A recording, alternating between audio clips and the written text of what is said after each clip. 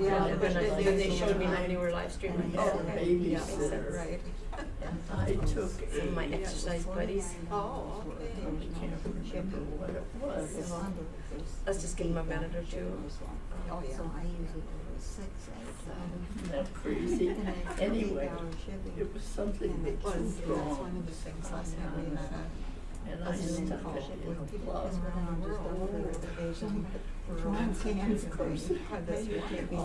hands were black. It didn't hurt.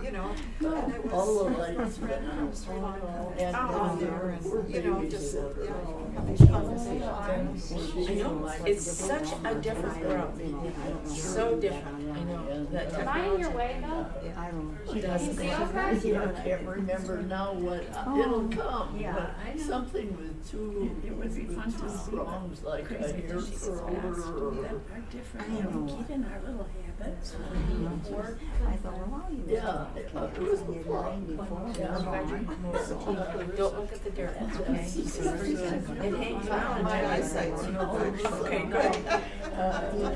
You really should clean before Bev comes in. You don't have to go clean before Bev comes in.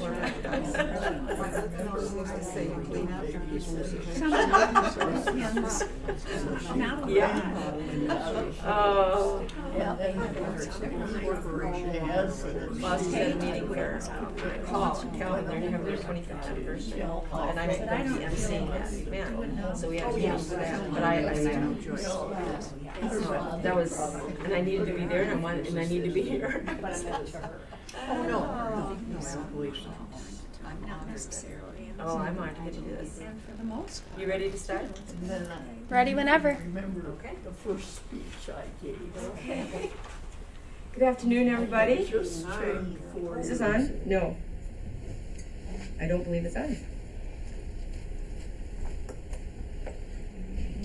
Look at those pretty fingernails. Now is it on? Try it again. So. Try it again. No. This is on. Oh, yeah. No, it's on. I think it's on this sheet. I think that was the Holy Spirit. I remember. Well, many of you know my name is Jolene here, and I have the privilege of serving on the Real Board. And I also have the privilege today of introducing one of the most amazing human beings I've ever got to meet in my whole life. You know how God puts people in your life, and every time you're in their presence, you leave feeling a better person. And that's my friend, Bev. Bev Abma is done so much to build God's kingdom. I like to think that I do things, but when compared to what she has done, it's just amazing. I'm just going to name a few things because she's going to tell you more about herself. But Bev is a registered nurse. She's a certified midwife. She's worked with AIDS patients in Africa. She's nursed dying children in Canada. She's helped victims of disasters all over the globe and recently spent time helping care for refugee children at the border. She has worked with Christian Reform Relief Committee. She founded the Food Resources Bank. And this is just a few of the things that she has done over the years to help build God's kingdom. One of the things I love about Bev is her authenticity and her humility. She's quoted online as having said, "I don't go anywhere as an authority on anything." She says, "The best thing I can do is ask a good question." Because one of the things she does very well is everybody who she meets, she loves to give them dignity. She says, everybody loves to be a teacher, but to go and be a listener and a learner is such a wonderful gift to give. And that's exactly who she is. So would you welcome with me my dear friend, Bev Abma.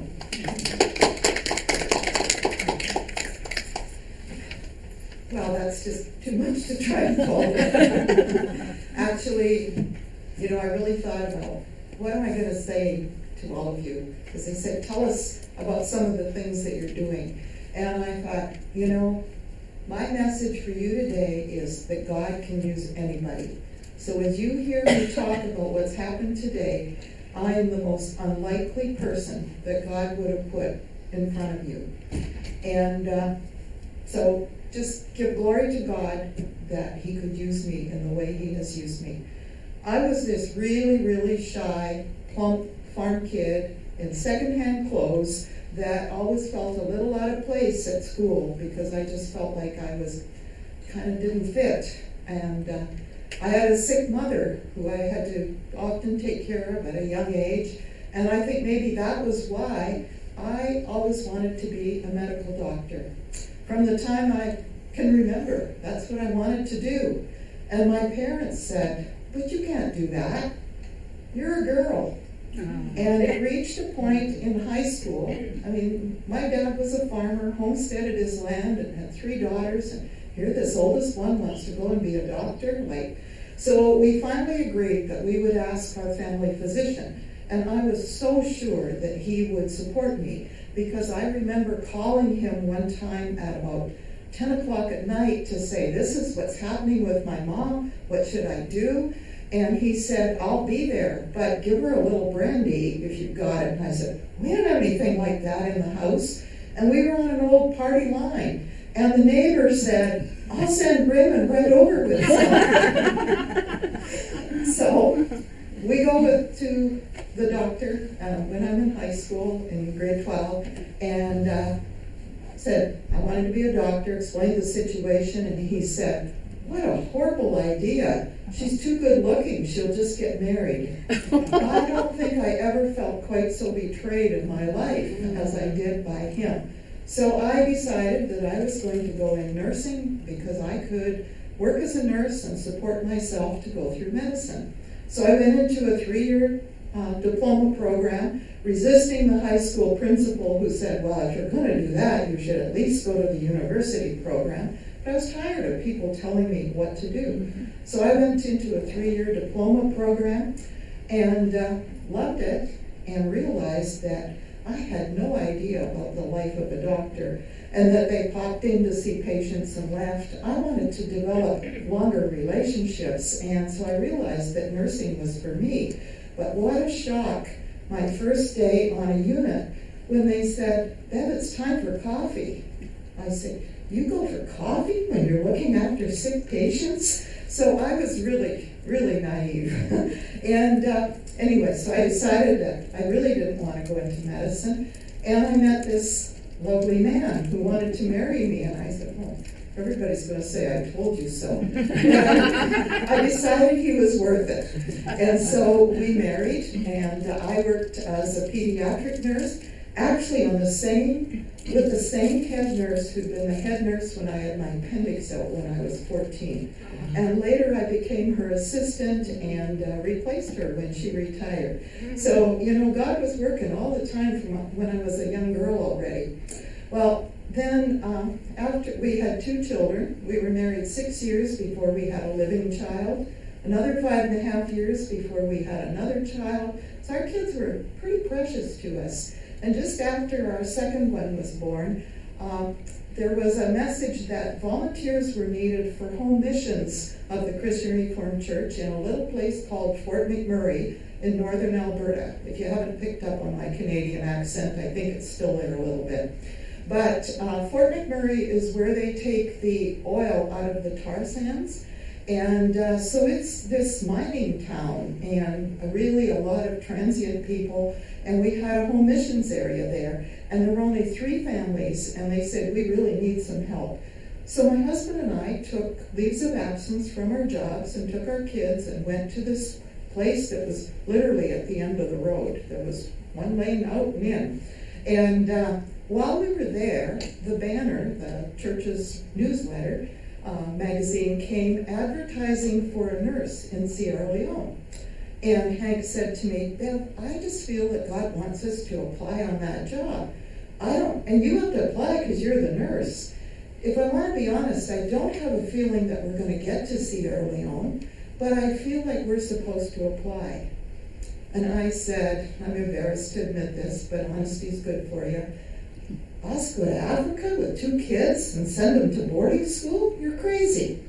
And we had always said that if both of us were not in agreement with something, then it was not God leading us in that direction. So he didn't say anything anymore. He let it go. Well, about 3 days later, I was at that time working mornings on a heavy industrial campus where students came to learn truck driving and all that kind of stuff. And we had to teach them CPR. Well, because I was the only nurse there, we had to bring in another nurse from somewhere else to help me. And so I only ever met her for 2 days in my life, the 2 days we taught there. So day 2, and one of my arguments with my husband was, you know, they want us for 6 years. Our son is 6.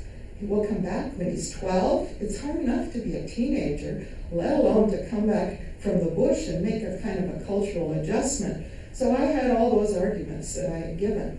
Well, this woman comes to work on day 2, and she's all excited. She was a middle-aged woman who had met this young man of about 22 the night before, and she said, I have never met such a well-adjusted person in my life. And would you believe he grew up in China from the time he was 6 until he was 12? So I went home and I said, okay, I can fight you, but I can't fight God. We got to send the letter. So we sent the letter, and long story short, we did not go to Sierra Leone on Team 1 because Angie Hulsema, who some of you may know, was hired during the 3 weeks that it took our letter to get from one side of Canada to the other. And on Team 2, they didn't want anybody with children because it was going to be such a hardship area. So they send all these young couples out there who, guess what happened when you're lonely in a hardship area? They all got pregnant.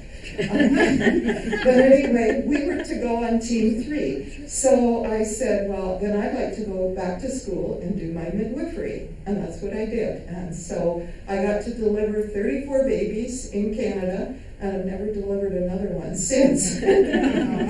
But then they said, well, you know, we have decided that Sierra Leone is so challenging that we're not going to send a 3rd team there.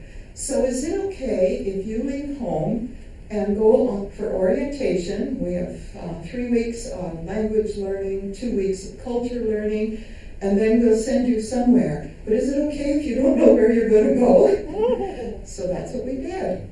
And we ended up in the Dominican Republic, and where our children were able to go to school from home. And my lesson in all of that was God saying, Bev, I need you to know that they are mine and that I've loaned them to you. But now that you've been willing to give them up, you can have them back at home. So that was a wonderful experience for a learning when we went to the Dominican Republic. I worked as a health consultant there and just had a wonderful partner to work with, a wonderful medical doctor that I did in 3 years what they expected me to do probably in 6. But it was God's blessing because it was really hard for my husband as kind of the stay-at-home husband who did help out in the offices of World Missions and World Relief while taking the kids to school. Both of them had different schedules.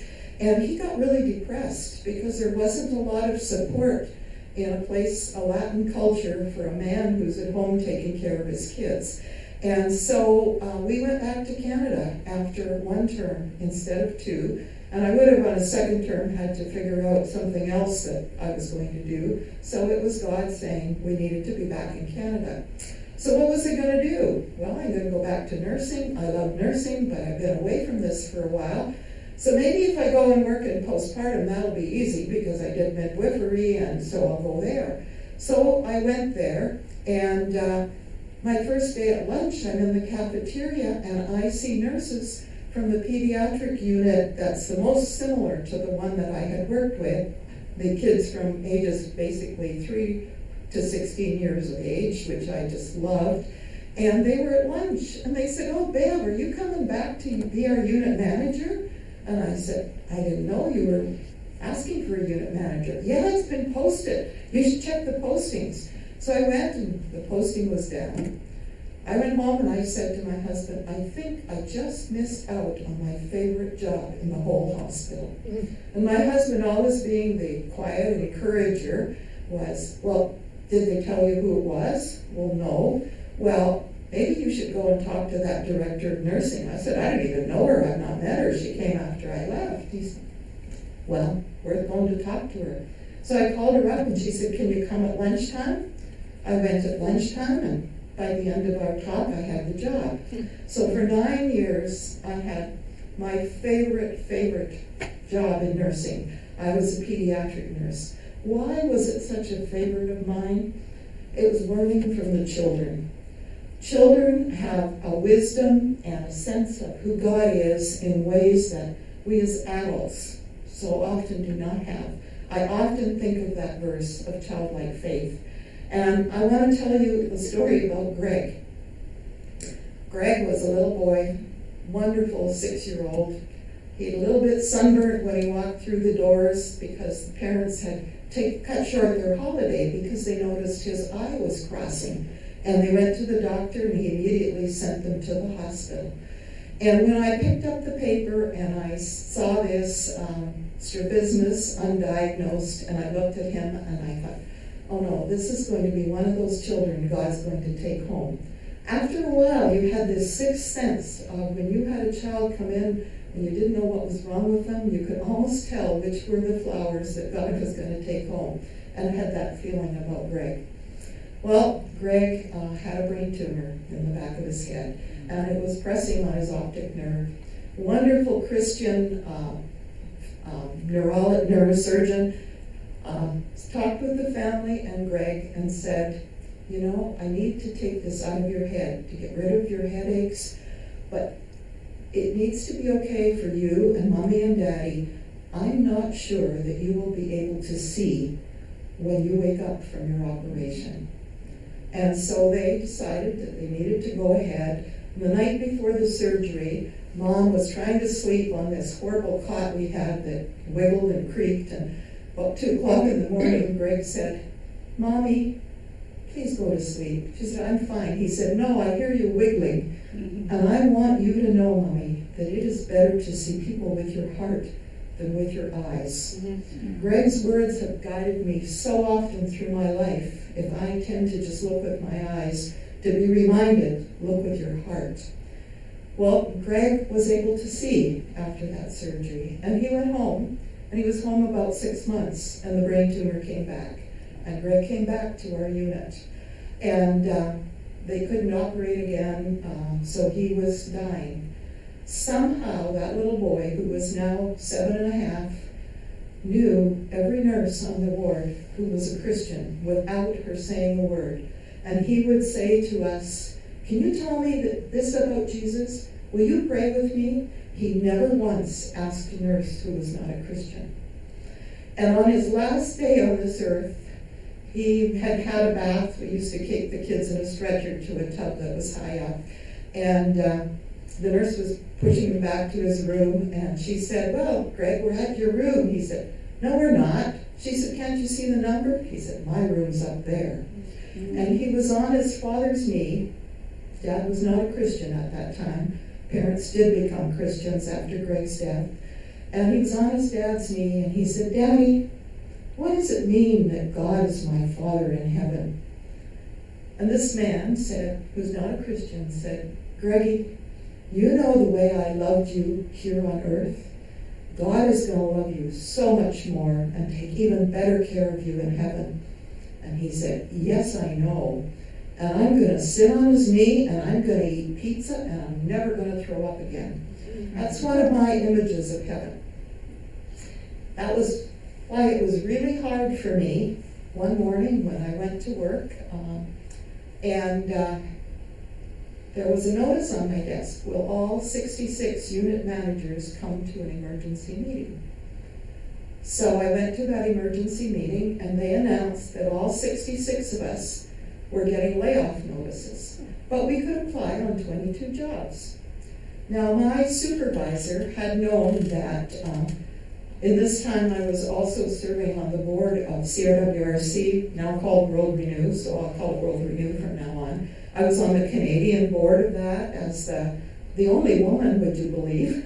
And that was really was a wonderful experience for me. They had asked me twice, would I please come to Africa? And each time I just didn't feel right, even though my husband and daughter wanted to go. I just felt like it wasn't God calling me there at that time. So I turned it down. And so they said, well, maybe you're not ready to come back to work for us. I promise not to bug you. I said, that sounds like a good idea. Well, this morning, I go to this meeting, and at the end of the meeting, where I know my job is ending, my supervisor says, Bev, I want you to apply on this job, and I promise you'll get it. Well, it was downsizing, as you probably gathered by now, 3 units into one. And I remember thinking, I don't have time to do all the things that I love about my job. Who wants that job? And I went up the stairway to my unit, and there was a message. Please call the foreign program director from World Renew. My first thought was, he promised not to bug me. My second thought was, is this what Samuel felt like? Meanwhile, my husband was at a meeting with someone who he had helped mentor, who was working with Indigenous people, and found that people weren't always very supportive when you were working with Indigenous people, but felt like Hank and I understood. And he said to Hank, boy, this sure sounds like Samuel's story, at the same time as I'm struggling with this. So long story short, we went to West Africa. We went to head up an AIDS education and research program for World Renew. Wasn't even there yet, and someone asked if I was replacing Peter Vandermeulen to become the regional director. I said I didn't even know he was leaving, but that's what happened. Ended up in West Africa, and that was where I met Jolene, shortly after my husband died in a car accident there. And that was the same time as World Renew. It was one of the spiritual retreats in Nigeria that I met her at. And at the same time, World Renew was going through changes in how they were going to run the organization. I also was diagnosed with breast cancer. And so my daughter, who was 17, lost her daddy, who was the apple of, she was the apple of his eye, and he was her life. She said, she called it the year from hell. But having said that, she was helping other people in her class who had parents that died, and it was just amazing how God answered my prayer about how do I deal with this death in a way that helps my children. So that was what kept me going.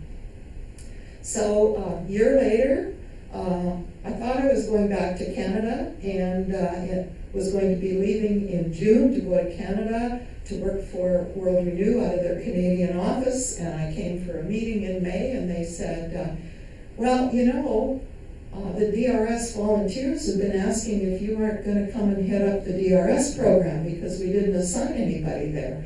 And Helen Mueling was one of our area managers at that time. Anyway, I ended up moving to the U.S., leaving my kids at college in Canada, and I came to the U.S. and headed up disaster response for 5 years. And while I was doing that, I was asked to be part of a conversation about should we start another organization that was similar to Canadian Food Grains Bank in Canada. That was an organization that had started with the idea from 3 Mennonite farmers who said, we have all this wonderful wheat here, we're getting all this news about hunger in Ethiopia, we got to figure out a way to help. And the Mennonite Church in Canada said, this is not something we can do alone. We have to do this as Christians together. And so Canadian Food Grains Bank was born, that has people of all different faiths. But one of the big things that happened with that was they were shipping food. And over the years, you discovered that when you ship people food, you are teaching them to be dependent. And you are often ruining the markets for the farmers in the other countries, because it's always easier to get something for nothing than go to the market and pay, even if it's a little bit for it. And so when we were talking about should we form this organization in the U.S., we said, let's not ship anything. And I was probably one of the people very passionate about that, because I did get to Sierra Leone, not when I intended to when my children were young, but I got to Sierra Leone in the 90s when I was heading up World Renew in West Africa. And the war, you may remember the war in Sierra Leone, rebels came through and they ate the people's food rice. So what do you do when your food supply is gone? You started eating your seed rice. And the rice that was grown in that area of Sierra Leone is a special variety of upland rice. It doesn't need to be flooded, it's a special one. That if they ate it, where were we going to get more to plant?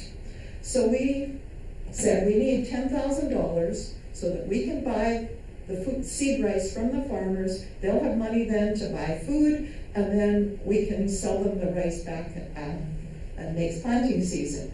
Well, it was a time of major budget cuts in World Renew. Budgets were really hard, and they said, we don't have $10,000. But if you can figure out a way for a container of oil from Canadian Food Grains Bank that will take 6 weeks to get to Africa, if you can figure out a way for a container of oil to save your rice, you can have it. Well, I had another colleague who was probably about as determined as I was. We had to make this work, and we went to World Food Program that had a feeding program in a refugee camp and a war victim camp.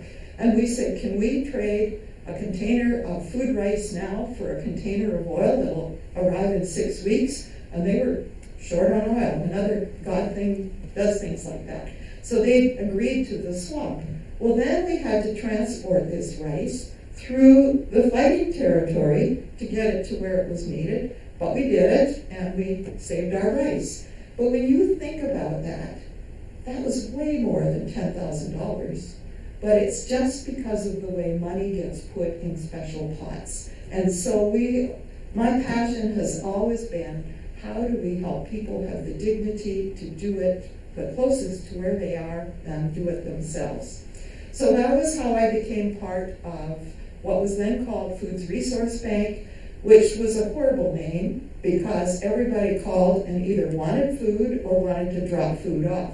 So it was well after I retired in 2013 that they changed the name to Growing Hope Globally. So now people can talk about what the organization does instead of what it doesn't do. And so when I retired, they made me, they call it a Emerita board member, so I'm a board member for life, which means I have a voice but no vote.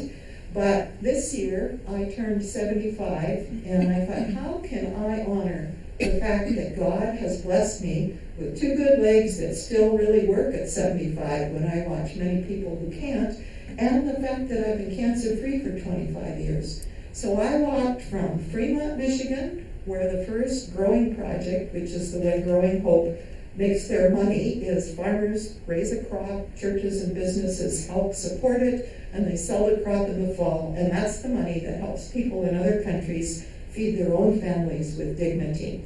And so we wanted to start where the first growing project had started here in Michigan. So we started in Fremont with a colleague of mine who had worked with me in disaster response and then come to Growing Hope as well, down to Wayland. And we did it in eight days. And God just blessed it so abundantly. We raised over $30,000. I just couldn't, it blew me away because they had asked me to put a number on how much money I was going to raise. I said, I can't do that. This is God's walk. He'll know how much.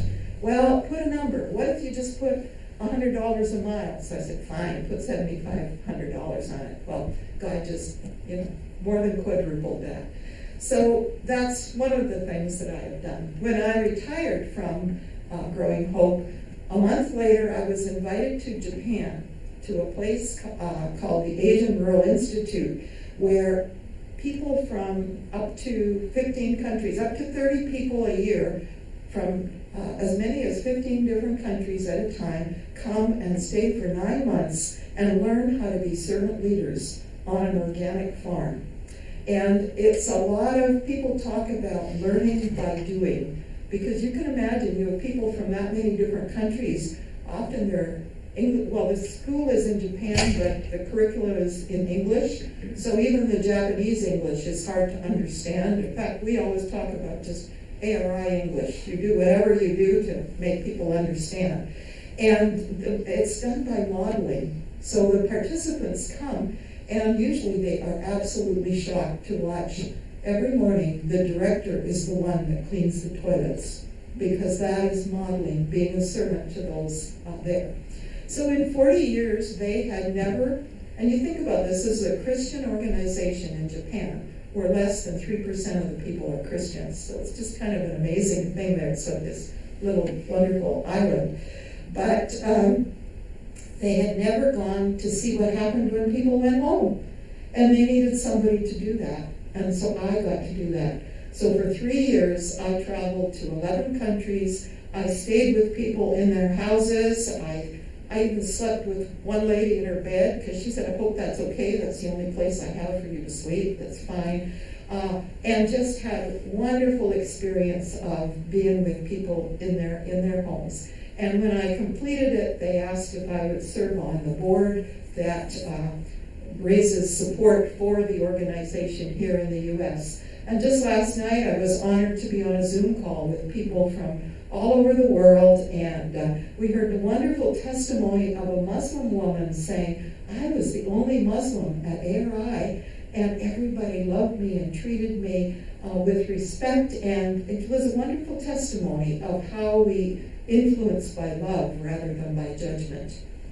Well, people have said to me, you know, we've been so enriched by traveling with you. I would never take more than 6 people with me, because I said I'm not a tour group operator, but if we're traveling together, we want to learn. So when I retired, people said, Bev, we need you to keep doing that. So I do not take people on mission trips. I do not take people on a trip that says we're going to go do this and we're going to help those poor people do that. I go on a vision trip. Let's go and see what God is doing. And people often ask me, what can I bring? I want to bring some presents. And I always tell them, the biggest present you can give is not your presence with a TS, but your presence with a CE. These people say, you could have gone anywhere in the world. You could have spent your money to go somewhere else, and you came to see us. What that does in bringing value to people is huge. And especially in a place called Kenya, where a friend of mine who is a Maasai woman, I don't know how much you know about the Maasai, the red blankets, the loops in the ears with all the beads. They're just very unique cattle herders. My friend Anne is a Maasai woman who said, we need to rescue the girls in our community from being cut. Because the culture in many places in the world, but especially among the Maasai, is that female circumcision, which often gets referred to as female genital mutilation because it is done, they cut different parts of take out the clitoris, the labia. It's very extreme among the Maasai. And Anne said, our people are not food secure until they stop doing that.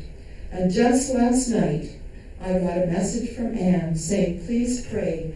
These 3 women, and she sent me pictures of the 3 women, if you want to see them after, I can show them on your phone, came to her and said, our husbands are planning to cut our girls on December 23rd and marry them off to, usually it's older men because you have to pay a dowry.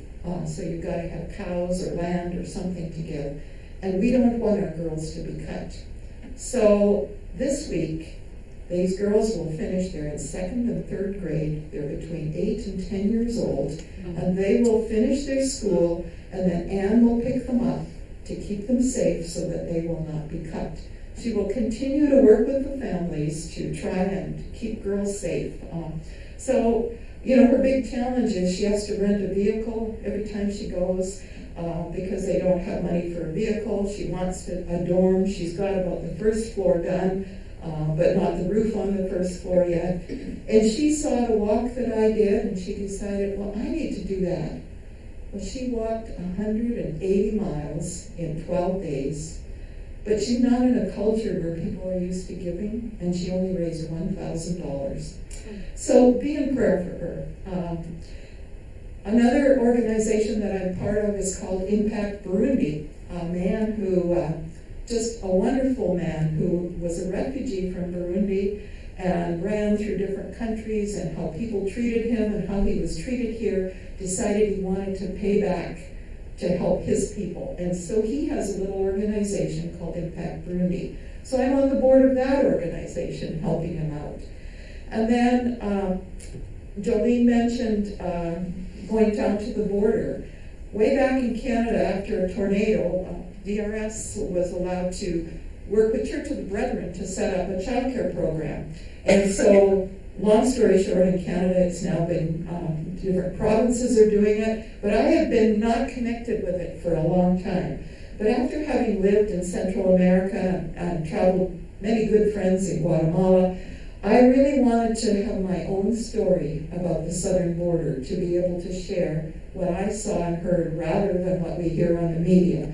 And so I went to take care of children whose parents were allowed to come in to seek asylum. You don't automatically become a refugee, but you are allowed to ask for safety when it's not safe in your own country. And I got to take care of children there. Well, then a few weeks later, I got asked, would I be willing to come down to Fort Bliss, because we have Operation Welcome Allies, where all the people from Afghanistan who were connected with the U.S. government in any way are being granted refugee status here. They don't have to go through that seeking asylum there, because they were connected with the U.S. They're granted safety here. So I worked with children there. And then I think of each of you who are probably grandparents, great-grandparents. I was a grandma very late. My oldest grandchild has just turned 8 a couple of days ago, so I just spent time there. But listening to my 8-year-old love the stories about the indigenous people in Australia, and to hear that Grandma had seen Uluru, and why was it called Uluru instead of Ayers Rock? And we just had this wonderful, delightful conversation with my grandchildren. And so it's a reminder that everything in life is something for us to share that God has given us. And in many respects, one of the most important things that I'm doing in my life is just being a grandma. And so I just want to leave you with this, because my story that I've shared with you is just one small thread in God's beautiful tapestry. And we all look at the bottom and we see all the knots and where it's all tied together. But you know, God looks at the top and he sees all of us. And it's not my story. It's not your story. It's God's story. And what a wonderful privilege to be a part of it. I couldn't tell you a lot about all these organizations in this period of time, and I couldn't choose which one would I choose, because they're all important. And I just learned that when God wants me to do something, he just puts it in front of me, and I know that if everything fits, that's where he wants me to be. And so I had a real sense of peace about that. So what I did, I have 2 boards. One shows you what happened on the walk, wonderful people we met along the way. The other one's about Impact Burundi, and I've got some brochures of the various organizations there that you can pick up. And there's one piece of paper that's got all the, if any of you are computer techie and like to go on the internet, you can go on those, because everybody's information is there. So I'm just honored to be in your presence, and it would be great if I could just listen to each one of your stories too, because I know that your story is just as important as mine, and it's the story of God. But if there's any questions that I can try and answer for you, I'll be happy to do that as well.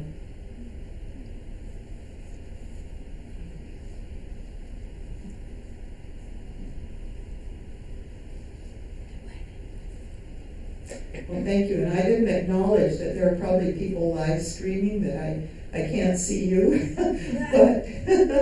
but just so blessed again by technology that allows us to be together even when we're not. Thank you. Thank you.